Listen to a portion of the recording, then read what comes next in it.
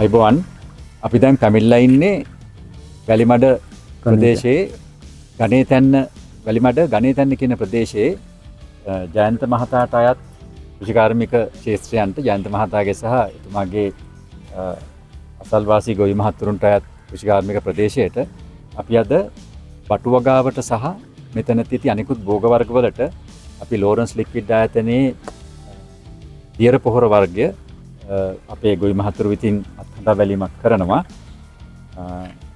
මෙතෙන්දී අපි මේ ලීටර් 16 ටැංකියකට පළවෙනි යෙදුම හැටියට මිලි 250ක් යොදලා දැන් පළවෙනි යෙදුම අපි බටුවගාවට බටු ශේෂ්ත්‍රයට යෙදීමට තමයි දැන් බලාපොරොත්තු වෙන්නේ.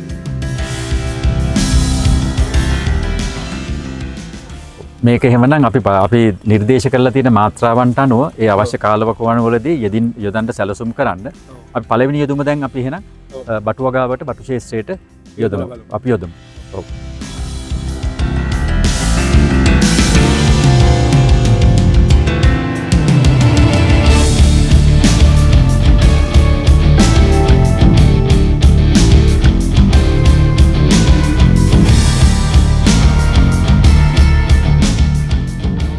ජයන්ත මහත්තයා දැන් අපි කතා කරගත්ත විස්තරات එක්ක ජයන්ත මහත්තයා මොකක්ද හිතන්නේ මේ පොහොර වර්ගය ගැන? ජයන්ත මහත්තයා මොකක්ද හිතෙන්නේ? අපිට හිතෙනවා මේ පොහොර වර්ගයේ තම හොඳ ඇති කියලා. අපි කෘෂි රසායනික පොහොර තමයි බෙහෙත් තමයි පාවිච්චි කරේ. අපි ඉදිරියට බලනවා මේ පොහොරක භාවිතා කරලා අපිට හොඳ අස්වැන්නක් ගන්න පුළුවන් කියලා අපි හිතනවා බලාපොරොත්තු වෙනවා.